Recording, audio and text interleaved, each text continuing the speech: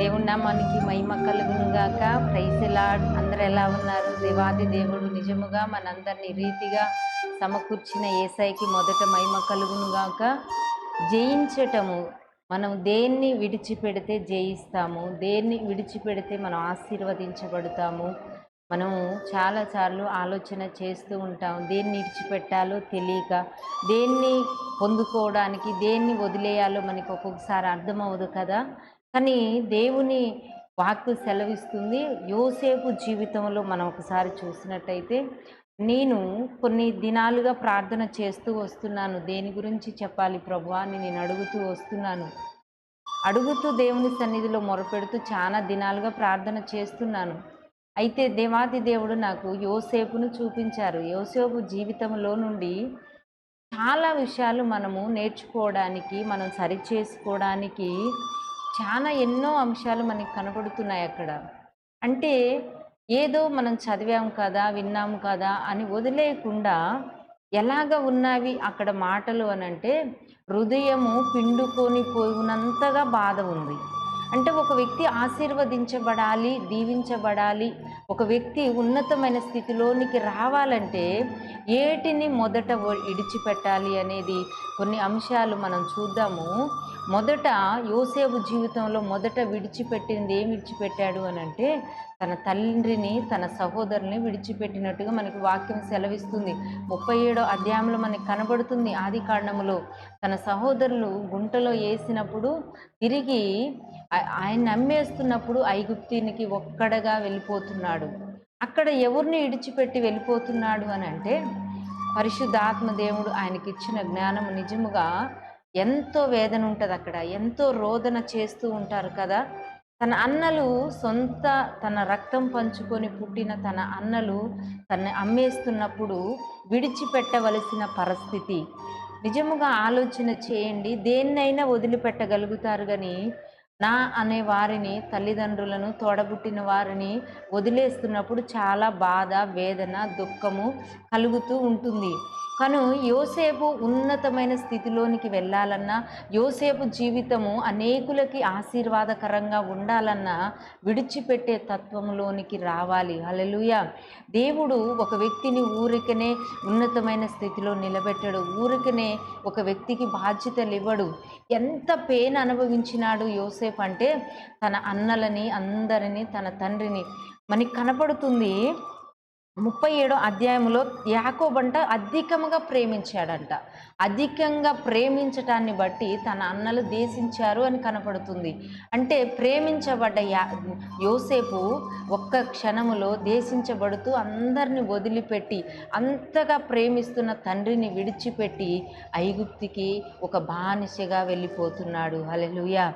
ఈ వాక్యం వింటున్న సహోదరి, సహోదరుడు ఎవరైనా కావచ్చు, మీరు ఒకవేళ ఏ స్థితిలో ఉన్నారో, ఏ పరిస్థితిలో గుంట మీరు వెళుతున్నారో, ఎక్కడ ఎలా అవమానించబడుతున్నారో, ఎక్కడ తునీకరించబడుతున్నారో, మీకు దేవుడు ఒక మాట చెబుతున్నాడు. మిమ్మల్ని హెచ్చించటానికి ఆయన సమీపముగా నీతోనే ఉన్నాడు. ఆయన సమీపముగా నీతోనే ఉన్నాడని నువ్వు గుర్తుపట్టి ధైర్యం తెచ్చుకోగలిగితే దేవుడు నిన్ను ఉన్నతంగా దీవించబోతున్నాడు. హల్లెలూయా. యోసేపు జీవితంలో మనం చూసినట్లయితే తన తండ్రిని, తన సహోదరుని, తన ఉన్న దేశముని అన్నిటిని విడిచిపెట్టి మొదట పరాయి దేశమునకి వెళ్ళిపోతూ ఉన్నాడు. మనం చూసినట్లయితే ఎక్కువ తన వస్త్రమును వదిలిపెట్టాడు అనేది ఎక్కువ చూపిస్తూ మాట్లాడుతూ ఉంటారు కదా. కానీ మొదట ఆయన వదిలిపెట్టవలసింది ఏం వదిలిపెట్టాడంటే, బంధాలు, బంధుత్వాలను విడిచిపెట్టారు. యేసయ్య అంటాడు కదా, నా నిమిత్తము తల్లినైనను, తండ్రినైనను, సహోదరులైను, అక్క చెల్లెలనైను ఎవరినైనా విడిచిపెట్టి నన్ను వెంబడించాలి అని అంటాడు కదా. కానీ యోసేపు అయితే తనకి సంబంధము లేకుండా విడిచిపెట్టి వెళ్ళిపోతున్నాడు ఒక ఐగుప్తీనికి బానిసగా. రాజుగా జాబొచ్చి వెళ్ళిపోవటం లేదు, లేకపోతే ఇంకే దేని నిమిత్తం వెళ్ళట్లేదు, కానీ బానిసగా వెళ్ళిపోతున్నాడు. దేవుడు నిర్ణయము చొప్పున వెళ్ళిపోతున్నాడు యోసేపుకు తెలియదు దేవుడు ఐగుప్తినికి ఆశీర్వదించడానికి తీసుకుపోతున్నాడు అన్న సంగతి యోసేపుకు తెలియదు. కాబట్టి యోసేపు ఎప్పుడైతే అమ్మవేయబడ్డాడో వెళ్ళిపోతున్నప్పుడు తన సహోదరుడు వచ్చి బట్టలు, వస్త్రము చించుకొని ఆ గుంట దగ్గర పడి ఏడుస్తాడు. నిజముగా ఒక్కొక్కసారి బాధేస్తుంది కదా. ఆ బాధ, ఆ అనుభవము చాలాసార్లు మనకి కూడా కలిగి ఉంటుంది. కానీ దేవుణ్ణి పట్టి మనం ధైర్యం తెచ్చుకుంటూ ఉంటాము. ఆ బాధ, ఆ వేదన ఎప్పుడైతే మనం అనుభవిస్తామో, అది దాటి వస్తామో, మనం దీవించబడే, ఆశీర్వదించబడే గుంపులోకి మనం చేర్చబడుతున్నాము అని గుర్తుపెట్టుకోవాలి. వాక్యం వింటున్న సహోదరి, సహోదరుడా, దేవుడు నిన్ను ప్రేమిస్తే, దేవుడు నిన్ను ఆశీర్వదించాలనుకుంటున్నాడు కాబట్టి నిన్న అనుభవంలో నుండి నిన్ను బయటికి తీసుకురాబోతున్నాడు. ఈ మాటలు వింటున్న ఎంతో మందిలో ఈ పెయిన్ ఉన్నదేమో, ఎంతోమంది ఈ మాటల గుంట ఇవి చెబుతూ వింటున్నప్పుడు నా గురించే కదా, దేవుడు నాకు ఈ అనుభవంలో నుంచి నేను వచ్చాను కదా అని నువ్వు ఆలోచన చేసినట్లయితే నువ్వు నిజముగా నీకే దేవుడు శుభవార్త తెలియచేస్తున్నాడు. ఏమనంటే నిన్ను ఆశీర్వదించాలని, నువ్వు దీవించబడ్డ వారితో నువ్వు ఉండాలని దేవుడు నిన్ను చూశాడు. నిన్ను చూసి నిన్ను ఉన్నతమైన స్థితిలోనికి నడిపించబోతున్నాడు. కాబట్టి నువ్వు ధైర్యం తెచ్చుకొని యోసేపును జ్ఞాపకం చేసుకో. ఇంకా నీ జీవితంలో విడిచిపెట్టవలసినది ఏమున్నదో దాన్ని విడిచిపెట్టు. ఇంకా విడిచిపెట్టకుండా నువ్వు ఉన్నావేమో, నీకు తొంగి చూసుకున్నప్పుడు నువ్వు విడిచిపెట్టే నీకు తేటగా కనపడుతుంది. వాక్యం చదివినప్పుడు నీకు అర్థమవుతుంది. నువ్వు వాటిని విడిచిపెట్టగలిగితే నువ్వు యోసేపులాగా నువ్వు దీవించబడతావు, యోసేపులాగా ఆశీర్వదించబడతావు. నేను ప్రతిరోజు యోసేపు గురించి పూర్తయ్యేంత వరకు చెబుతాను. ప్రతిరోజు కూడా ఇది చూడండి.